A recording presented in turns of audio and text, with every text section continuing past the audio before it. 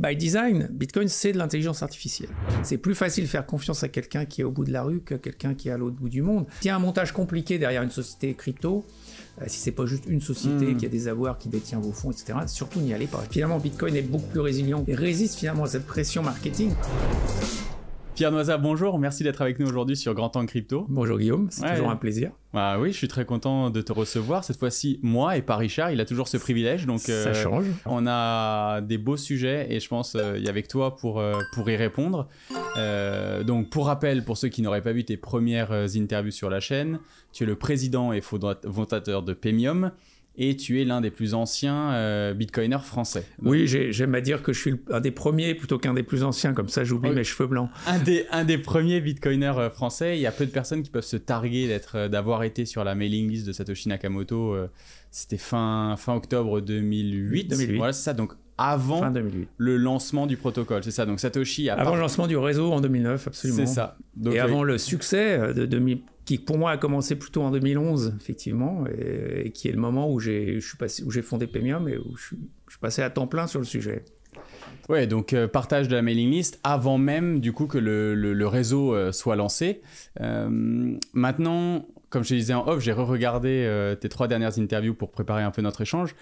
Et tu disais en 2009-2010, tu regardais cette invention du coin de l'œil en te demandant si la pratique allait rejoindre la théorie. C'est-à-dire que le white paper était incroyable, une innovation de rupture, mais par contre, est-ce que ça allait fonctionner ? Et ça, on n'en savait rien. Exactement. En 2009-2010, en tout cas, personne n'en savait rien. On pouvait juste espérer que ça marche. Et puis en 2011, on avait un réseau vraiment développé dans le monde entier. Et à l'évidence, ça marchait. Donc il n'y avait plus de doute possible en 2011. C'est ça. Donc dès 2011, t'es convaincu.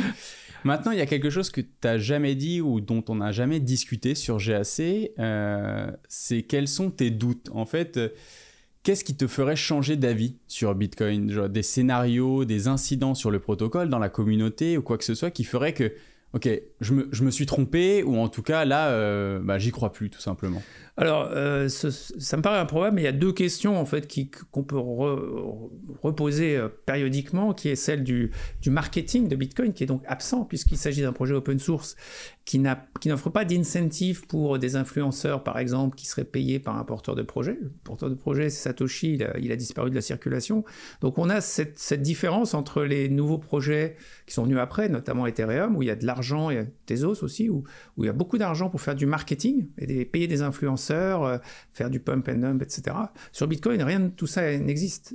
Donc ça fait une différence fondamentale et ça fait ce que j'appellerais l'effet tour de Babel. C'est-à-dire que comment arrêter le projet de la tour de Babel, c'est que les gens se mettent à parler des langues différentes, ils se comprennent plus et le projet périclite.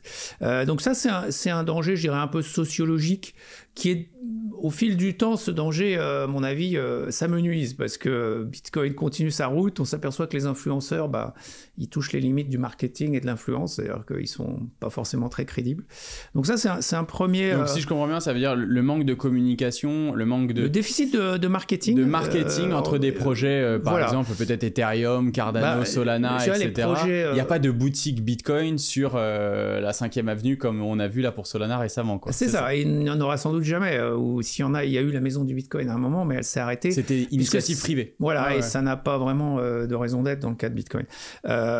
Par contre, effectivement, ces nouvelles monnaies, elles créent à la fois un buzz qui est à la fois bon parce qu'il fait venir dans l'univers des cryptos des gens qui n'y seraient peut-être pas venus. Le problème, c'est qu'il faut venir des gens qui viennent pour les mauvaises raisons, c'est-à-dire pour un quick win, un gain rapide. Et comme disait Warren Buffett, la richesse, ça s'acquiert dans le temps. Et les quick wins n'existent pas vraiment.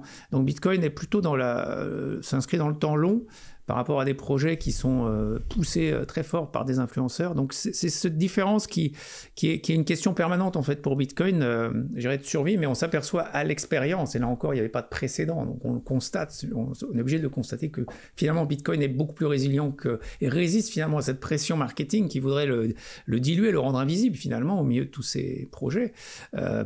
proof of stake, hein, disons-le.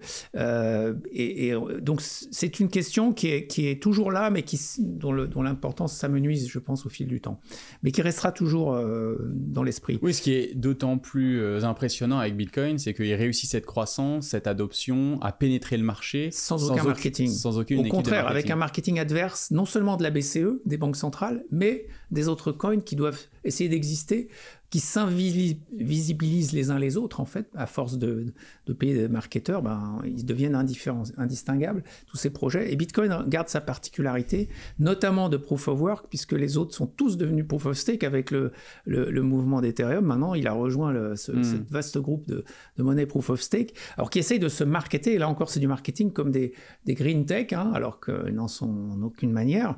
Au contraire, c'est par la multiplication de ces projets, on est dans la même logique que la monnaie fiat, c'est-à-dire la société de consommation. On finance des projets à l'utilité de moins en moins évidente, alors que Bitcoin reste favorable au financement des énergies renouvelables, favorable au recyclage du méthane, à la combustion du méthane, et tout ça, c'est des enjeux très forts pour l'environnement que Bitcoin, sur lesquels Bitcoin a une influence très positive. Donc la seule climate tech, aujourd'hui, c'est Bitcoin. Les coins proof of stake ne peuvent en aucune manière se prétendre green tech et prétendre que parce qu'ils ne consomment pas d'énergie, c'est mieux que Bitcoin. En fait, l'énergie qu'utilise Bitcoin est vertueuse puisqu'elle soit du recyclage du méthane, soit monétiser des surplus d'énergie renouvelable, c'est positif. Mais j'ai l'impression, toi qui es du coup dans l'écosystème depuis plus de 10 ans, à l'époque, au départ, il y avait énormément de projets qui se voulaient Ethereum killer, Bitcoin killer.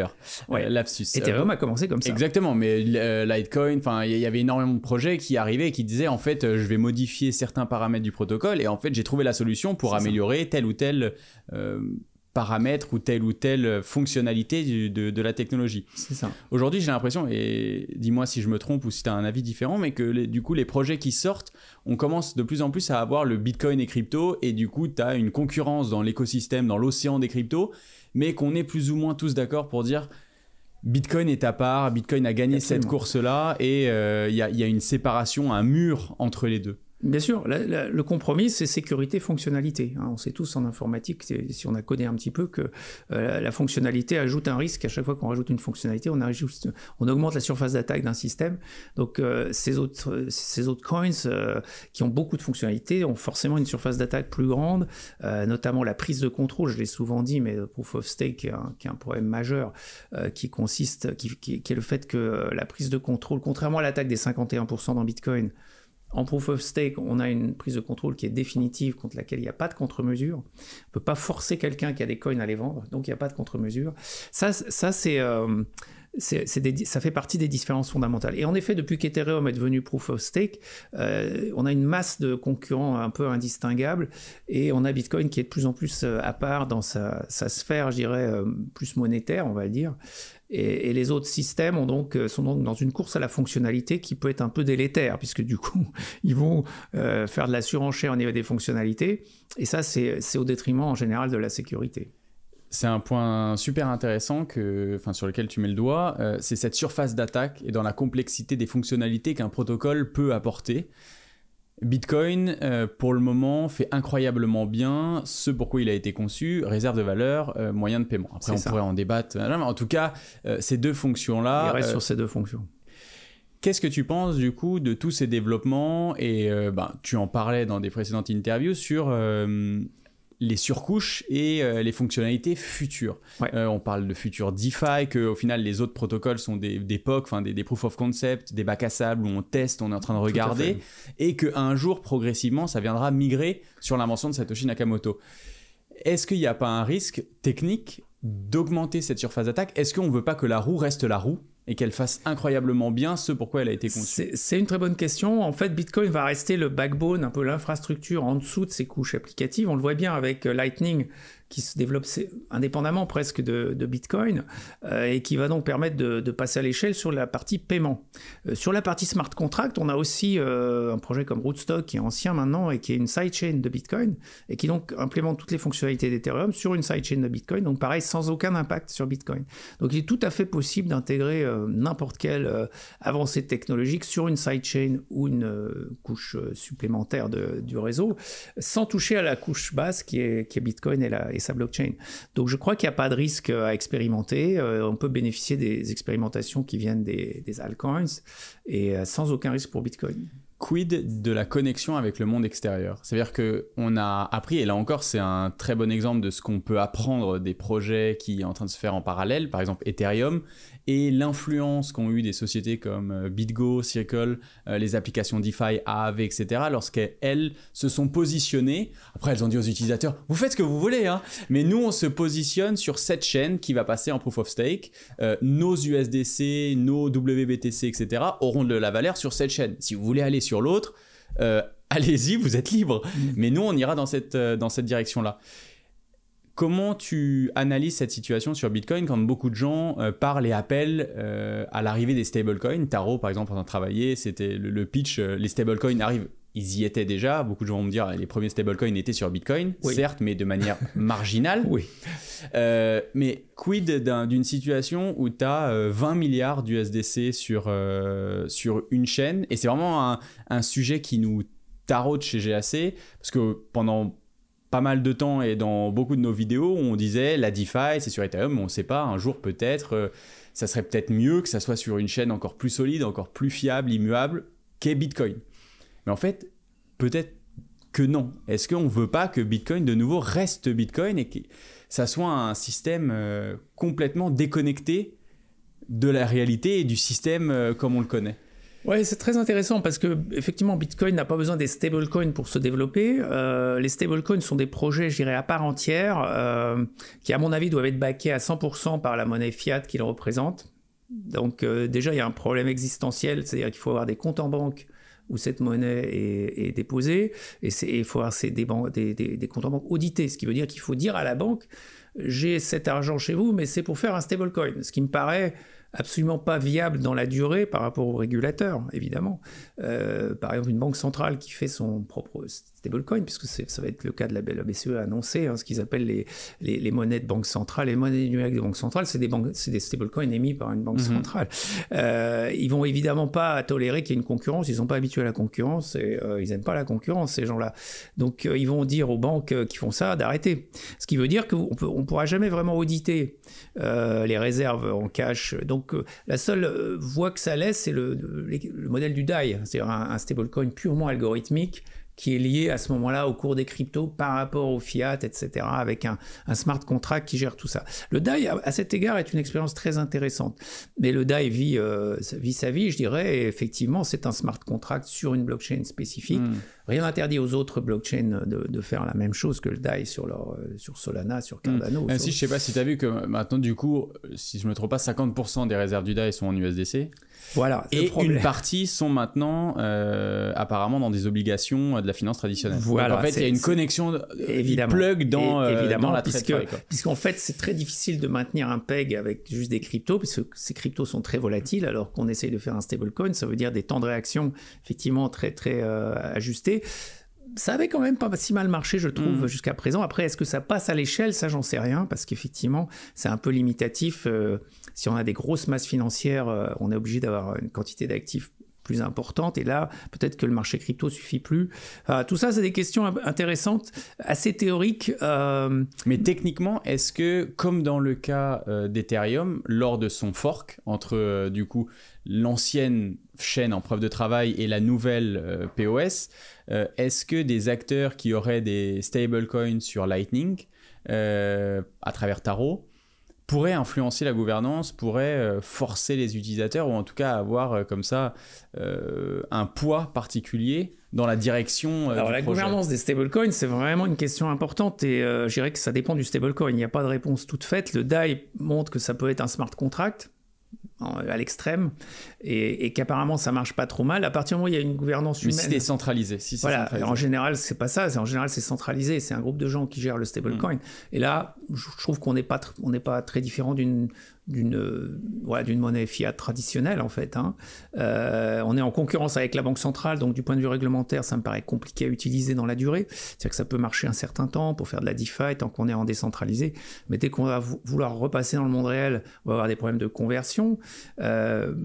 le régulateur va pas laisser ça se développer comme ça. C'est une illusion de penser que les banques centrales vont laisser rentrer de la concurrence comme ça. En tout cas, européenne.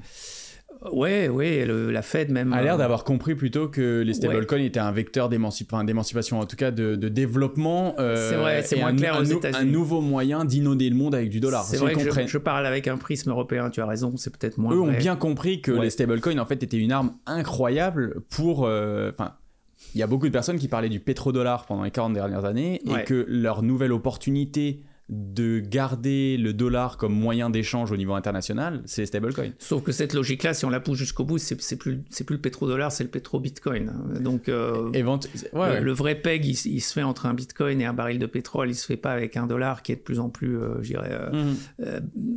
rattaché à rien. Donc ça, c'est un très très gros enjeu, effectivement.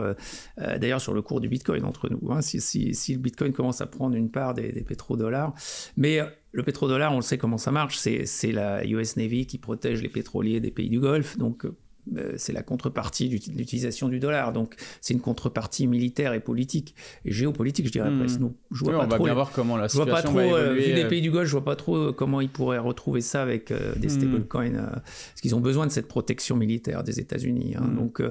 Donc tout ça sont des questions complexes, plutôt géopolitiques, et je trouve que Bitcoin peut continuer sa route de toute façon, pétrodollar ou pas, hein, mais effectivement, il y a des économistes qui ont relevé que si jamais Bitcoin rentrait dans le circuit, je dirais, des pétrodollars, ça aurait une influence très forte sur le cours. Je sais juste pas quand ça arriverait, mais je vois certainement pas les stablecoins aller plus vite que Bitcoin dans cette direction. Donc en tant que moyen d'échange au niveau international, plutôt utilisé, tu verrais plus pénétrer parce que Bitcoin, le problème qu'on vient d'évoquer, c'est celui de la banque, le collatéral du stablecoin, il subsiste alors qu'il n'existe pas avec Bitcoin. Donc pourquoi se mettre un problème supplémentaire? Si je suis un pays en recherche, on l'a vu avec le Salvador d'ailleurs, si je suis un pays en recherche d'une monnaie alternative, j'ai plutôt intérêt à aller sur Bitcoin qu'à aller sur les stablecoins qui va être quelque part affecté par des sanctions, quelles qu'elles soient. Dans les circuits bancaires, les sanctions vont avoir un effet sur un stablecoin, surtout si je l'utilise. Mettons que la Russie ou l'Iran utilisent un stablecoin, vous pouvez imaginer que les banques centrales des pays occidentaux vont évidemment regarder où est le collatéral. Et s'il n'y a plus de collatéral sur un stablecoin, c'est des assignats. Tu parlais du coup du manque de stratégie marketing, ou en tout cas du manque de représentation ou d'équipe marketing. Est-ce qu'il y avait autre chose qui te soucie, alors effectivement, il y a un autre sujet. Donc il y a deux sujets qui peuvent être récurrents et dans l'esprit, dans les soucis des bitcoiners. Et le deuxième, c'est effectivement la question de la fusion nucléaire. Alors c'est un truc dont j'ai déjà parlé, mais effectivement, la fusion nucléaire qui va être mise au point, hein, c'est qu'une affaire de temps. Ça potentiellement, ça donne une source d'énergie illimitée, assez difficile à maîtriser, hein, c'est pour ça qu'on ne l'a pas aujourd'hui, et qui d'ailleurs a des conséquences là aussi géopolitiques assez importantes, parce qu'il ne faut pas oublier que la fusion nucléaire, c'est le mécanisme qu'il y a dans les bombes atomiques en gros, hein, donc ça pose pas mal de questions géopolitiques aussi. Mais à terme, je vois mal comment on évitera de disposer de cette énergie totalement décarbonée, et en plus illimité, puisque l'énergie d'activation, comme tu sais, à ce moment-là devient inférieure à l'énergie qui est produite par la centrale. Donc on a une espèce de martingale pour produire de l'énergie infinie, quasiment gratuite, avec des atomes d'hydrogène, donc qui sont en quantité pour le coup c'est l'atome le plus répandu dans l'univers. Donc du coup on aurait cette source d'énergie limitée, et du coup qu'est-ce que ça signifie à ce moment-là de fournir une preuve d'énergie, comme dans Bitcoin, puisque tout le monde peut avoir de l'énergie limitée. Donc les fameux surplus dont je parlais, qui aujourd'hui n'existent que dans le renouvelable, ils existeraient évidemment dans la fusion nucléaire de manière... Ce qui est un gros problème pour l'or aussi, parce que dès que tu as la fusion nucléaire, l'or saute également. Enfin, les gens alors il y a sûrement pas mal de choses qui sautent, parce que ça rebat complètement les cartes de l'économie mondiale. Tu transformes le mercure en or si tu as une c'est ça, il y a des tas de choses qui deviennent possibles, qui ne le sont pas aujourd'hui. C'est une redéfinition complète de l'économie de A à Z. Donc c'est vrai que c'est un scénario un peu utopique ou dystopique, suivant qu'on est optimiste ou pessimiste. Moi je suis plutôt optimiste, mais en tout cas ça change certainement la valeur du protocole Bitcoin, qui s'assoit aujourd'hui sur une forme de rareté de l'énergie, en fait, c'est-à-dire une énergie dont on ne maîtrise pas la création d'énergie. On est obligé de la capter aujourd'hui, l'énergie, on la capte. S'il s'agit juste de capter de l'hydrogène, ça paraît beaucoup plus simple que ce qu'on essaie de faire aujourd'hui. Et donc là, c'est le problème, tu as exposé le problème, est-ce qu'on a des solutions? Non, je n'ai pas de solution, c'est pour ça que je dis qu'il y a ces questions qui reviennent. Effectivement, le marketing, voilà, il n'y aura jamais de marketing sur Bitcoin. Et il y aura le jour où la fusion nucléaire est au point, je ne sais pas ce qui se passe sur le protocole Bitcoin. On y réfléchissait, et qu'est-ce que tu penses du coup de la limite au niveau de l'équipement, au niveau du hardware? Ça veut dire qu'au final, tu auras une limite, l'électricité serait infinie et quasiment gratuite. Effectivement. Mais par contre, le hardware, les ASICs, eux, sont bel et bien physiques, il faut trouver le matériel, la technologie, etc. Tu as tout à fait raison. Tu peux avoir un truc gratuit, mais il faut acheter du matériel. Tout à fait. Mais sauf que il y a un cas, c'est un stock, dans l'autre, c'est un flux. Donc, c'est pas tout à fait pareil. Et effectivement, il s'agira à ce moment-là, tout le monde voudrait avoir accès au hardware.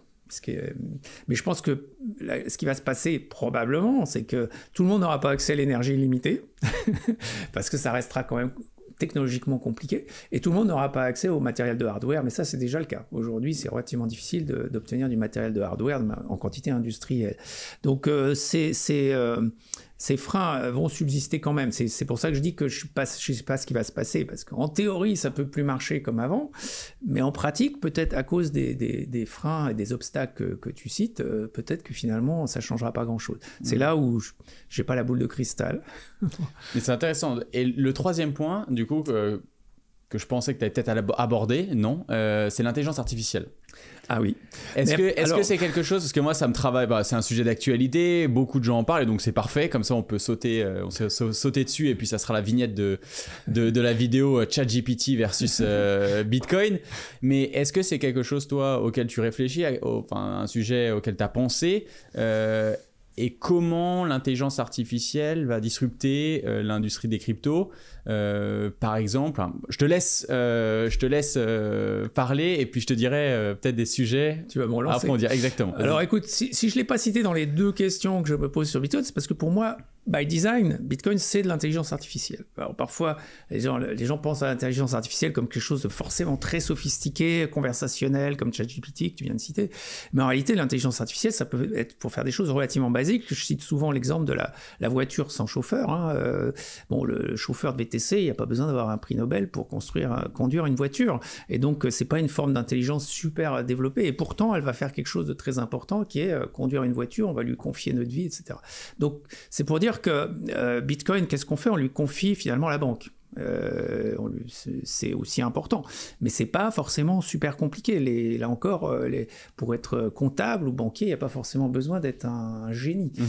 Et Bitcoin prouve, alors ce qui est très important, c'est que c'est une intelligence artificielle, et comme l'intelligence artificielle, comme tu sais, ça a pour propriété de potentiellement permettre de reconvertir des gens d'un métier à un autre, parce que ça va mettre des gens au chômage, soyons clairs. Donc ils vont faire autre chose, qui est peut-être quelque chose de différent. En l'espèce, on met au chômage, entre guillemets, potentiellement 40 à 50 millions de personnes dans le monde qui aujourd'hui travaillent dans le système bancaire. Donc c'est banque centrale, banque commerciale, tout confondu. Donc c'est une formidable économie d'énergie humaine en l'occurrence, mais c'est de l'énergie, les humains c'est de l'énergie. Je rappelle souvent qu'un humain c'est un flux de 20 mégawattheures par an à peu près, en moyenne sur la planète Terre. Donc 50 millions d'humains qui travaillent dans la banque aujourd'hui, c'est 1000 térawattheures. Comparé à 100 TWh consommés par Bitcoin. Donc, je pense que là, juste en disant ça, on a compris que Bitcoin, c'était avantageux du point de vue énergétique, parce qu'on met souvent en avant son utilisation énergétique. L'utilisation énergétique du système bancaire, c'est 10 fois plus que Bitcoin. Donc, on réduit de 90% l'empreinte, finalement, du système bancaire si on confie ce système à l'IA qui est Bitcoin. Alors, ça ne fonctionne pas comme le système bancaire traditionnel, mais ça, oui, c'est sûr. L'avion ne fonctionne pas comme le train et la voiture aussi. Ils ont chacun des spécificités. Mais en tout cas, pour moi, l'intelligence artificielle, Bitcoin, c'est juste un exemple d'intelligence artificielle appliquée à un métier. Il se trouve qu'il y a des intelligences artificielle plus, je dirais, transverse, comme ChatGPT que tu as cité, qui pour moi est plus un concurrent de Google, de technologies comme ça, qui collecte énormément d'informations et la restitue, la traite pour transformer finalement des données en informations. C'est ça que fait l'intelligence artificielle de manière générale. Elle va capter énormément de données pour la transformer en information. Et ChatGPT, à cet égard, est très, très transverse. De là à dire que ça peut avoir un impact sur Bitcoin, je pense que c'est sur le trading en général, pas seulement sur Bitcoin et les cryptos, c'est sur le trading en général qui va être forcément transformé. C'est-à-dire que comme on va mettre au chômage sans doute des banquiers dans les décennies à venir, on met beaucoup de traders aussi. On a cité les chauffeurs de taxi, il n'y en aura sans doute plus dans les décennies à venir. Je pense que les traders aussi, bon, on parle battre un trader ça va être imbattable. Ça va être imbattable. Donc clairement, c'est quelque chose qui se dessine dans un avenir assez proche en fait. Mais est-ce que tu vois par exemple une IA qui serait plus capable de détecter une faille dans le protocole Bitcoin? Genre au final aujourd'hui, est-ce que ça serait pas plus facile de hacker Bitcoin que l'or par exemple pour l'IA? Parce que ça reste un protocole et un smart contract. Dans une implémentation du protocole, je veux bien le comprendre. Dans un papier de 8 pages qui a été lu par autant de cerveaux relativement affûtés... L'humanité est encore plus fort que l'IA pour le moment. Ouais, parce que pour le coup, c'est pas juste un humain, c'est beaucoup de gens qui l'ont lu. Et penser qu'on serait passé à côté de quelque chose en 14 ans, surtout avec les enjeux financiers qu'il y aurait, puisque ça consisterait à dire je peux m'approprier les bitcoins grâce à cette faille, j'ai un peu de mal à penser qu'une IA va changer la donne. Sur 8 pages, je pense pas. Sur une implémentation qui fait 50 000 lignes de code, oui, elle peut trouver une faille. Et ça, c'est pas seulement sur une implémentation d'un wallet Bitcoin, ça peut être sur plein de software. Donc, d'une manière générale, ça va avoir un impact gigantesque sur le codage, la façon dont on code, dont on fait de l'informatique, en fait, bien sûr. Et par rapport à tout ce qui est nouvelle version, est-ce que tu verrais, c'était le débat et la remarque de beaucoup de nos coiners quand ils découvrent Bitcoin, mais pourquoi il n'y aurait pas un Bitcoin bis ou pourquoi le prochain Bitcoin ne sera pas meilleur? Alors, ça existe déjà, tu as déjà BCH, tu as déjà... Ouais, mais est-ce que du coup, dans cette intelligence, et c'est vrai que pour moi, ça me paraît toujours bizarre quand j'entends certains Bitcoiners parler de cette nouvelle invention, de ce nouvel outil comme la base monétaire du prochain millénaire. En fait, je trouve ça extrêmement prétentieux parce que c'est extrêmement compliqué de voir ce qui va se passer dans les 15 prochaines années. Le temps entre les différentes révolutions technologiques diminue en fonction de la vitesse de circulation de l'information entre nous. Et donc du coup, il s'est passé tellement de choses dans les 15 dernières années. Littéralement, on regarde en arrière, 15 dernières années, on n'avait pas de smartphone, ça a commencé à arriver, il n'y avait pas de réseaux sociaux, etc. Ouais. Il n'y avait pas tout ça il y a 15 ans. Bien sûr. Et de là à dire que Bitcoin sera là dans 500 ans, dans 1000 ans, je trouve ça extrêmement... Je ne sais pas ce que tu en penses, mais... Et du coup, l'arrivée de l'IA, qui est une intelligence qui nous dépasse, c'est une nouvelle forme... Oui, c'est ça. Une forme de vie, une nouvelle forme d'intelligence, de se dire, est-ce qu'il n'y a pas moyen, à un moment donné, que cette IA-là développe quelque chose d'autre qui nous dépasse? On peut parfaitement l'imaginer, je te rejoins là-dessus. On peut imaginer des IA qui se répliquent, qui s'améliorent elles-mêmes, et on sera juste des observateurs de ce qui se passe à ce moment-là. Mais c'est la fameuse singularité décrite par Kurzweil et quelques autres. C'est très possible qu'il y ait des conséquences, mais je ne serais pas forcément alarmiste parce que justement, dans le cas de Bitcoin, on est sur une monnaie preuve d'énergie. L'énergie, c'est des principes, les 3 principes de l'énergie, ils sont anciens, ils sont pas d'hier. Il y a eu Lavoisier, il y a eu Boltzmann, et il y a eu Prigogine, disons dans les années 2000, mais c'est pas des choses qui évoluent, c'est comme les mathématiques, ça évolue pas de manière extrêmement rapide. Il y a des avancées sur les études sur la cosmologie et tout ça, mais ça nous emmène sur des terrains où, oui, il y a Bitcoin sera affecté, mais il y a tellement d'autres choses qui seront affectées que je suis pas sûr que ce soit un souci pour les bitcoiners, en fait. Et d'ailleurs, si c'est comme dit Gilles, réveillez-moi quand ça sera un problème. Ouais, exactement. Parce que finalement, on va peut-être arriver à un âge d'opulence. On parlait de l'énergie limitée liée à la fusion nucléaire. Ça sous-entend la possibilité effectivement finalement de plus avoir de notion de pauvreté, puisque si tout le monde a accès à de l'énergie, on peut éliminer la notion de pauvreté.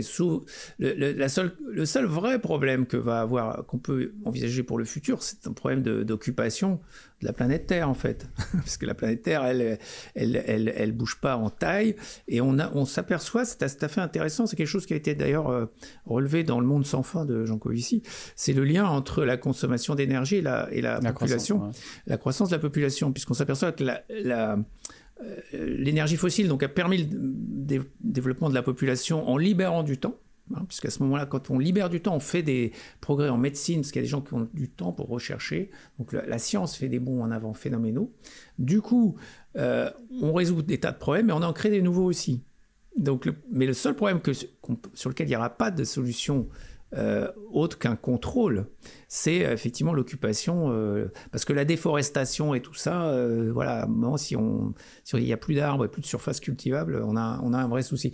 Donc de toute façon, le seul problème qu'on a vraiment à régler, c'est de dire à un moment, voilà la population optimale. Et c'est un problème de démographie. Parce qu'il y a pas mal de modèles qui montrent que du coup cette population elle montera pas jusqu'au ciel et qu'elle atteigne un plateau à 10-11 milliards. Par contre, on ne sait pas comment le plateau est atteint. C'est-à-dire si c'est par des guerres et des famines, moi je pense que c'est pas vraiment optimal. Si c'est par un contrôle des naissances, c'est peut-être mieux. Et le sujet évidemment est très très politique et très difficile à aborder. Parce qu'il y a toujours trop d'enfants ailleurs et les peuples ne veulent pas évidemment s'arrêter de croître et prospérer. Donc il y a un vrai sujet géopolitique là aussi, mais qui est un sujet fondamental, parce que si c'est pas par le contrôle des naissances, c'est par les guerres et les famines en gros, que la population est limitée. Mais pour moi, c'est le seul challenge que l'humanité a à résoudre en réalité, à cause de ce lien entre population et énergie. Parce qu'on voit bien que sur l'énergie, on va avoir accès à de plus en plus d'énergie. Ceux qui disent qu'il y a un problème, certainement pas l'arrêt par exemple du fossile, il faudrait arrêter le fossile le plus vite possible et passer le plus vite possible à la fusion nucléaire, évidemment, pour éviter les émissions de CO2 et aggraver le changement climatique. C'est la seule stratégie qui fait sens. Mais en parallèle, il faut s'interroger sur effectivement les questions démographiques. On ne peut pas faire l'économie de là. Et ceux qui disent qu'il n'y a pas de problème démographique, ils sont très dangereux parce que ils n'ont pas de solution au problème et ils disent qu'il n'y en a pas en fait. Et ça, c'est extrêmement... c'est même malhonnête intellectuellement. Mais comme tu disais, c'est ingérable sur le débat public aujourd'hui. C'est difficile à aborder pour les politiques parce que le problème, c'est géopolitique. S'il y a une population qui décroît quelque part, elle croît ailleurs et il y a une problématique de migration qui vient immédiatement sur la table et l'histoire montre que effectivement l'histoire c'est de la démographie, hein. Il y en a qui disent l'histoire c'est de la géographie, mais on peut dire aussi l'histoire c'est de la démographie. Mais comment tu vois, pour revenir sur l'intelligence artificielle, il y a quelque chose que Bitcoin nous a montré, c'est la capacité pour un protocole open source décentralisé de vivre par lui-même, pour lui-même. Il y a beaucoup de personnes qui comparent Bitcoin à une créature autonome, acéphale, sans tête, sur laquelle on ne peut pas taper, qui est tué à un endroit et qui revit à un autre. Tout à fait. Comment tu fais ce lien, et est-ce qu'il y en a un, avec l'intelligence artificielle, et un programme d'intelligence artificielle qui pourrait du coup se déconnecter de tout lien avec le physique, ou en tout cas avec une entité humaine, c'est-à-dire de vivre par lui-même, pour lui-même, grâce à ce genre de structure. Est-ce que ça te parle? Oui, alors il faut imaginer des robots qui viennent réparer les autres robots, donc un écosystème de robots. En fait, je pense qu'il faut voir les robots effectivement comme des formes de vie, hein, comme tu l'as dit, parce qu'on a un biais cognitif qui est le fait qu'on fait partie du vivant. Donc du coup, on s'imagine que personne peut faire partie de supérieur, peut faire partie du vivant. En fait, si, on peut très bien avoir des formes de vie qui ne soient pas du vivant tel qu'on le connaissait jusqu'à présent, et qui soient de l'ordre du silicium et qui se développent sur des modèles qu'on trouve d'ailleurs dans le monde vivant, hein, de commensaux ou de parasites, on peut appeler ça comme on veut, suivant qu'on est là encore optimiste ou pessimiste. Moi, je les vois comme des commensaux, hein, qui vont profiter des humains, et les humains vont profiter des robots de manière générale. Mais effectivement, on peut anticiper à un moment où ils deviennent autorépliquants et ils se maintiennent tout seuls, et ils ont moins besoin des humains. Ce que les humains pourraient se dire de toute façon, c'est qu'ils peuvent aussi se passer des robots. Donc après, il y a les scénarios dystopiques où ils s'affrontent. Et toi, t'es de quel camp du coup? Joker, c'est pareil. Je ne saurais pas dire comment ça peut tourner, mais c'est intéressant, en tout cas du point de vue de l'expérience pensée. Dans l'expérience vécue, tout ce qu'on peut observer, c'est que l'intelligence artificielle se répand, qu'elle est de plus en plus puissante, et on ne voit pas très bien où elle va s'arrêter. Donc si elle s'arrête à un moment. Ouais, voilà. Donc, non, la limite, c'est ce qu'a le vivant et que n'a pas le robot, c'est la possibilité de se répliquer et de se soigner. Donc s'il arrive à acquérir ces deux capacités, là pour le coup effectivement il peut y avoir un phénomène de concurrence, parce qu'à ce moment-là il serait le miroir de possibilités qui jusqu'à présent sont plus ou moins réservées au monde vivant. Mais de toute façon, du point de vue de la thermodynamique qui m'est chère, ça reste des manifestations de l'énergie. Que ce soit le vivant ou le silicium, ce sont des formes d'énergie, ce sont juste des structures différentes. Et comment tu vois ça du coup dans... J'ai employé le gros mot métavers du coup. Est-ce que c'est quelque chose qui t'intéresse, genre cette réflexion par exemple de l'application de la thermodynamique dans le métavers? Qu'est-ce que ça veut dire la physique dans le métavers? Alors, qu'est-ce que le métavers pour toi, et est-ce que c'est un sujet sur lequel tu as réfléchi? Ça, c'était une question complètement improvisée, je n'avais pas du tout dit. Alors, je suis pas donc le meilleur. On peut couper. Je suis pas très fan de... Qu'est-ce que c'est? Est-ce que c'est full bullshit? Est-ce que Ouais, je pense qu'il y a beaucoup de hype autour de ça, parce que du point de vue de l'expérience humaine, je parle là plus encore une fois en termes sociologiques, et je pense pas que l'expérience du métavers soit particulièrement satisfaisante.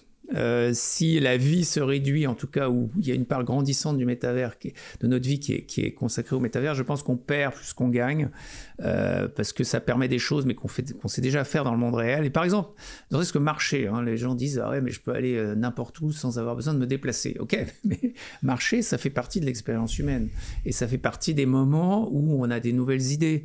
La marche méditative, elle a plein de vertus aussi. Donc s'enlever cette expérience-là, cette expérience de vie au profit d'une expérience, je dirais, par procuration, 100% numérique, intermédiée par le logiciel, comme on dit, je suis pas sûr que que ça passe à l'échelle, comme on dit. Ça passe pas à l'échelle du groupe, mais ça passe même pas à l'échelle individuelle. Moi, j'ai pas envie d'en faire beaucoup plus que ce que je fais aujourd'hui, c'est-à-dire très peu. Voilà, c'est ça ma réflexion sur le métaverse. Mais là encore, il y a aussi un problème de génération. Peut-être que la nouvelle génération qui est née avec le métaverse ou dans le métaverse, quasiment, va pas avoir les mêmes réserves.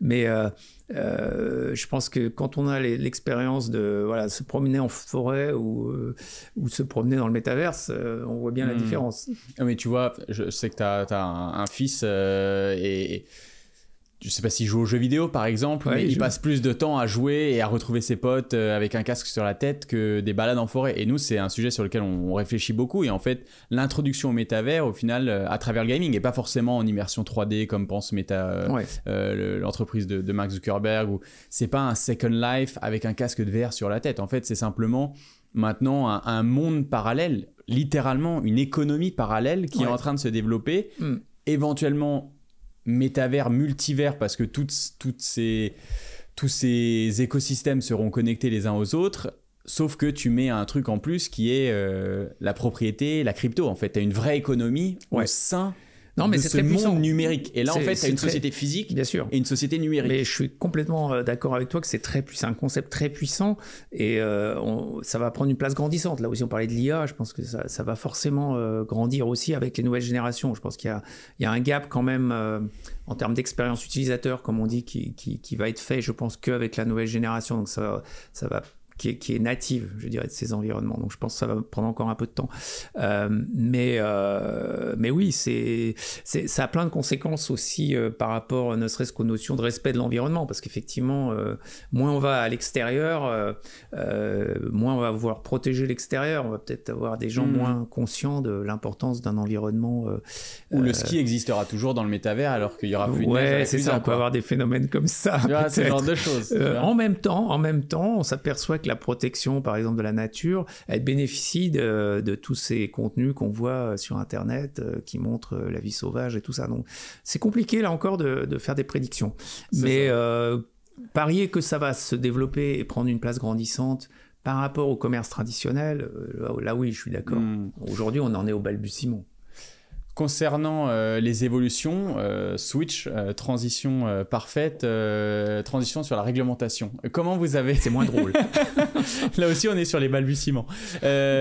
Comment vous avez suivi, il y a quelques jours, il y a eu un vote sur des propositions d'amendement sur le statut PSAN en France, dépassé sur BFM récemment. Ça faisait suite à toutes les histoires, à la purge sur le marché crypto, à l'effondrement de FTX. Comment vous avez regardé tout ça chez Paymium de manière assez tendue? Est-ce que ça aurait eu un impact sur vous, ou alors vous étiez relativement tranquille parce que vous faites votre business dans votre coin, vous avez toutes les accréditations et vous n'avez rien à vous reprocher.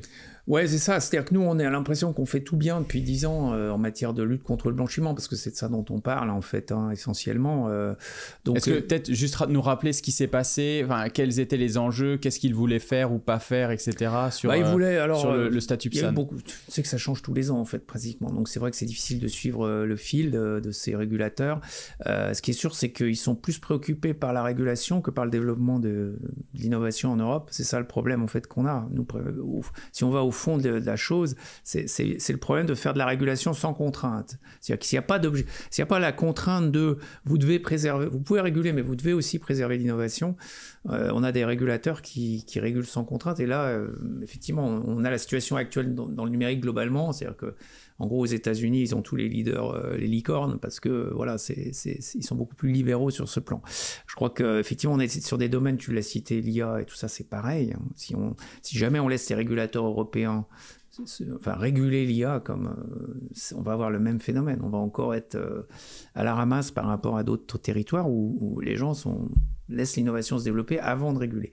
Donc cette parenthèse étant fermée, ce dont on parlait récemment, c'était effectivement d'étendre l'obligation de l'agrément à tous les PSAN. C'est-à-dire en gros dire non, l'enregistrement ça suffit pas, c'est pas assez contraignant. Qui est le premier niveau. C'est ça, c'est un enregistrement, donc effectivement il y a un certain nombre d'exigences à remplir pour pouvoir juste être inscrit dans une liste, hein. C'est ça aujourd'hui la situation. Ces exigences sont déjà assez élevées, mais en gros dans l'agrément, si je vais au bout de qui est le niveau au-dessus, la différence en gros c'est à peu près se réduit à des exigences en capitaux, en fonds propres. Par rapport à un volume d'affaires, il faudrait avoir tel niveau de fonds propres pour exercer en tant qu'agréé. Donc c'est pas une révolution, tu vois, c'est juste quelques centaines de milliers d'euros pour une société comme nous à garder en cash sur le compte. Ouais, voilà, pour remplir l'obligation d'agrément. Donc c'est pas du tout insurmontable. C'est juste que c'est une barrière à l'entrée supplémentaire. Donc ça n'empêchera en aucune manière des concurrents de s'installer ailleurs.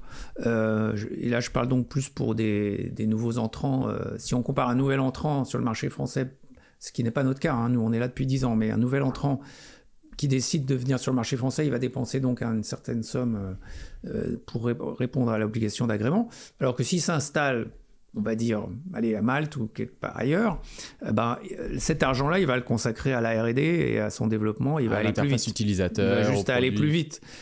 Parce qu'au début, c'est ça qui manque, le cash. Hein. Donc tout ça montre que le régulateur, souvent, n'est pas un entrepreneur, il n'a pas de passé d'entrepreneur, donc il ne sait pas ce que c'est, en fait, d'aller chercher un financement. C'est malheureusement le cas de tous ces députés. On trouve très peu d'entrepreneurs, parce que c'est très différent comme métier du métier d'entrepreneur, en fait, le métier de politique. Parce que c'est malheureusement un métier, le politique. Et donc, ils sont déconnectés un peu du réel, hein, soyons clairs. Et du coup, ça pose quand même une vraie interrogation sur le développement futur des cryptos en Europe. Mais paradoxalement, pour Paymium, pas forcément, puisque nous, on est là depuis 10 ans et qu'encore une fois, on est capable d'assumer ses obligations. Mais pour des nouveaux entrants, c'est clairement un sujet. Ton analyse, ton regard sur l'affaire FTX, de tout ce qui s'est passé, est-ce que c'était dû justement à un manque de régulation? Ils ont peut-être trop laissé faire aux USA ou dans certaines juridictions, ou au contraire c'était la faute d'un surpoids de régulation dans certaines juridictions comme la France ou autres qui ont du coup poussé des plateformes offshore?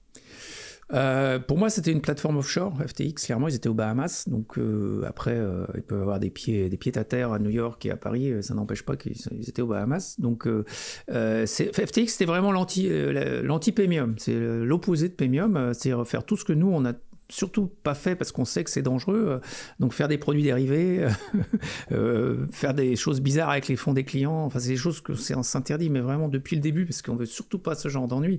Et FTX, c'était une espèce de combinaison de tout ça, donc en plus aux Bahamas avec un gars en Bermuda, donc enfin il y avait quand même un certain nombre de signaux d'alerte. J'ai rien contre les gens en Bermuda, attention, mais le fait qu'ils soient aux Bahamas, c'était plus les Bahamas que le Bermuda.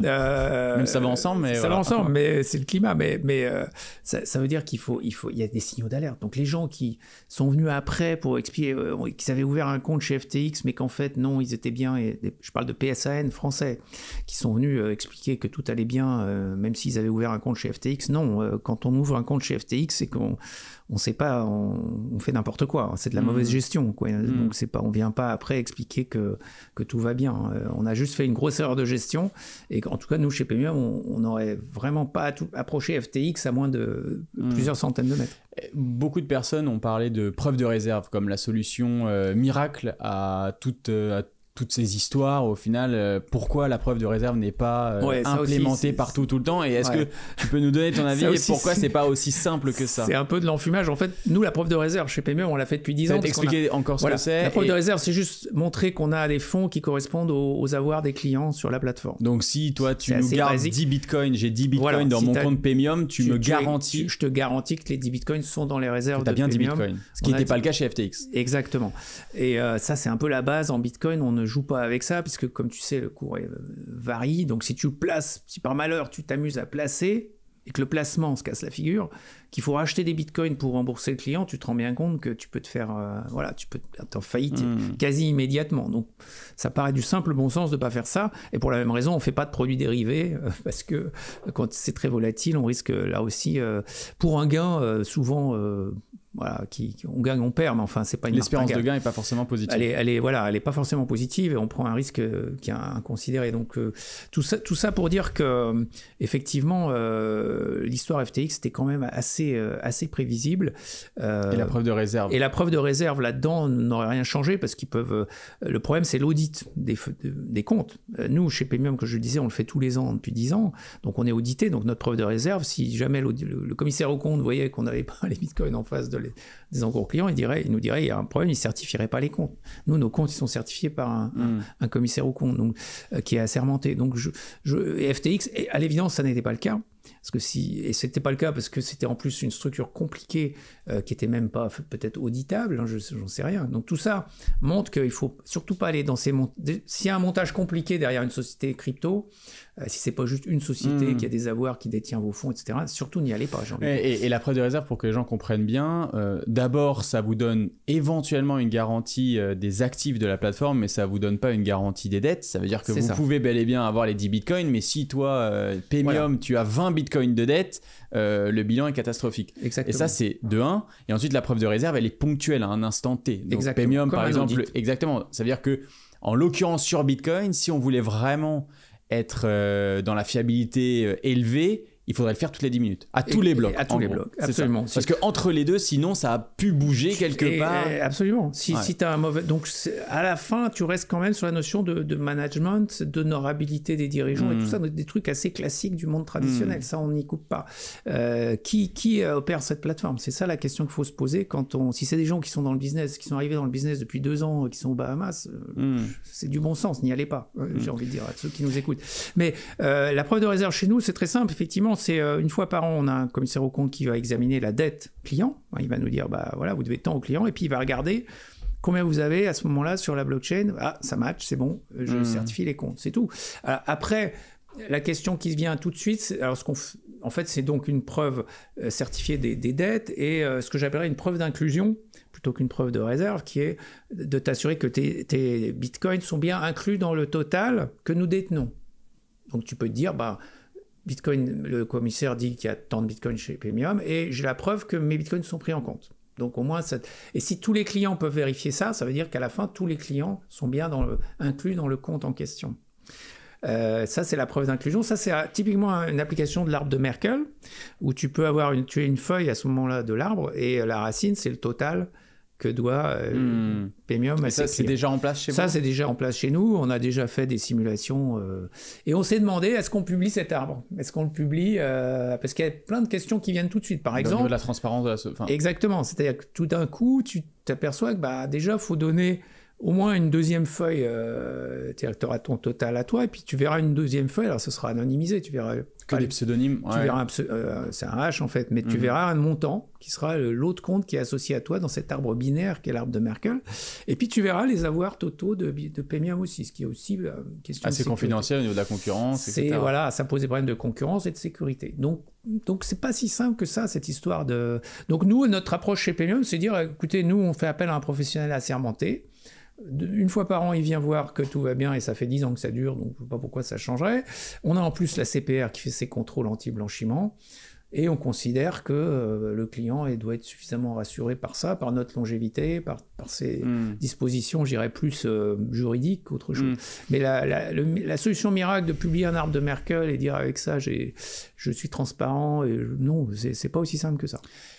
Mais du coup, ça touche un sujet qui est critique dans l'écosystème crypto Bitcoin. On parle beaucoup de don't trust, verify, tout le temps. Mais tu vois, là, tu touches un sujet, au final, c'est très compliqué de vérifier. Exactement. Où est-ce que toi, tu te positionnes sur ce spectre entre être prudent, à vérifier, mais à un moment donné, faire confiance, à pas être paranoïaque? C'est-à-dire qu'au bout d'un moment, ça.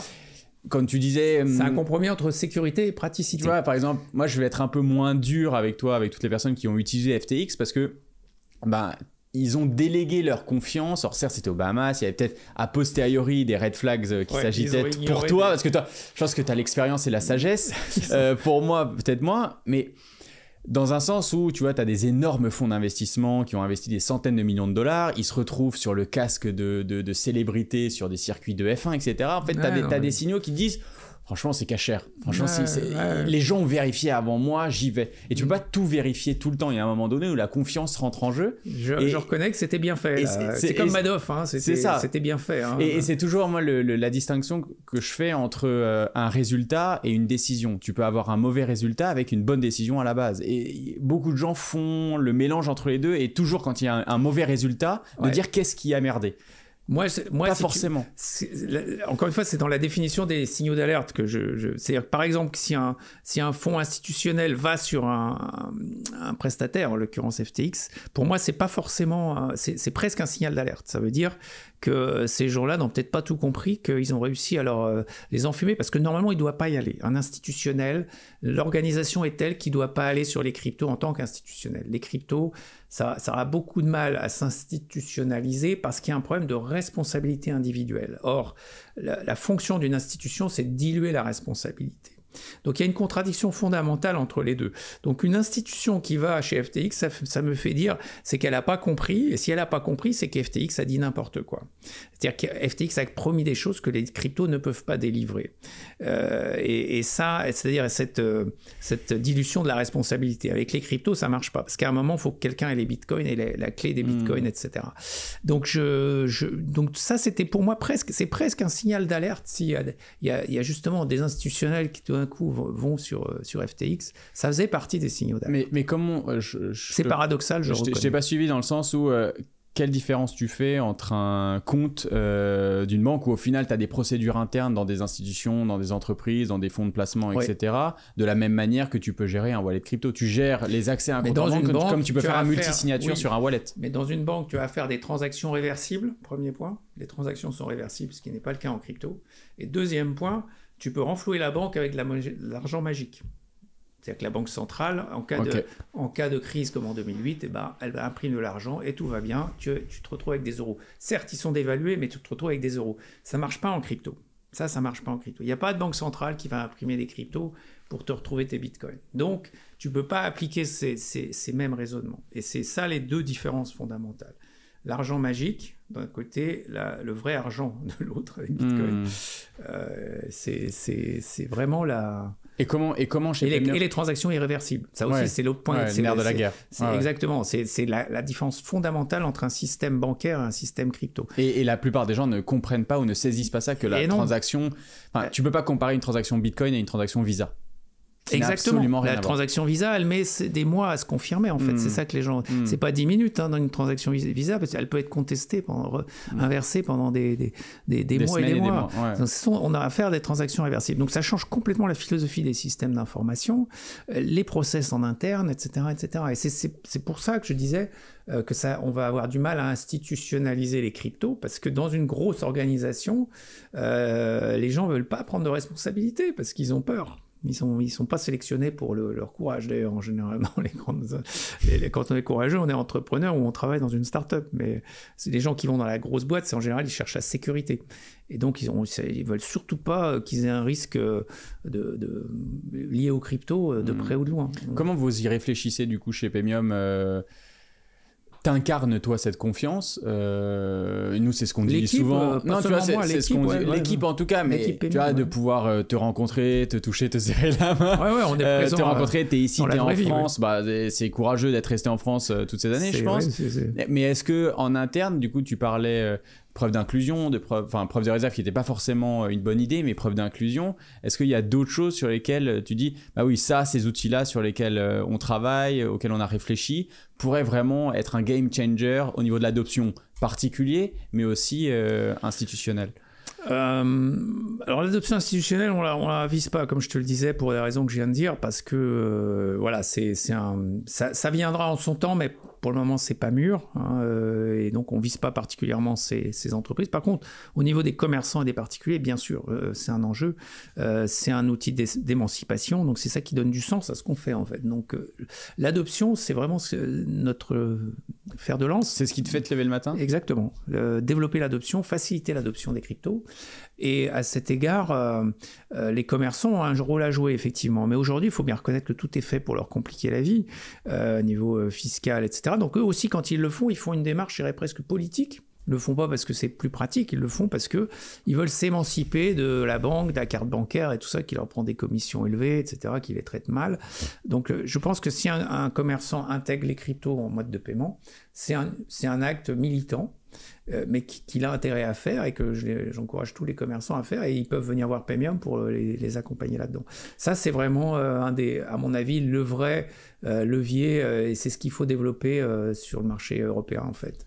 Si c'était à refaire, après 10 ans d'expérience comme ça, tu serais toujours resté en France ou t'aurais fait autrement? Absolument. Non, j'aurais pas... Aucun regret? T'aurais pas pu... Si cet objectif d'adoption et de propagation de la technologie aux mains des particuliers était ton objectif premier, est-ce que t'aurais pas pu aller plus vite, justement, en dépensant moins d'argent sur, comme tu disais, la sphère alimentaire, etc. Je pense qu'on a besoin... Aux Bahamas ou en Suisse, en Bermuda. Je pense qu'on a besoin... Les Français ont besoin de quelqu'un en France à qui s'adresser pour construire la confiance, comme tu disais. C'est plus facile de faire confiance à quelqu'un qui est au bout de la rue que quelqu'un qui est à l'autre bout du monde.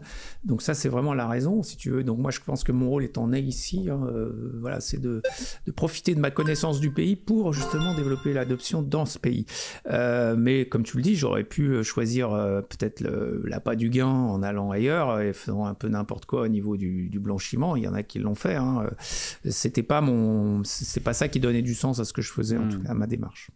Merci beaucoup, Pierre. C'était comme toujours un plaisir. À très bientôt. À bientôt.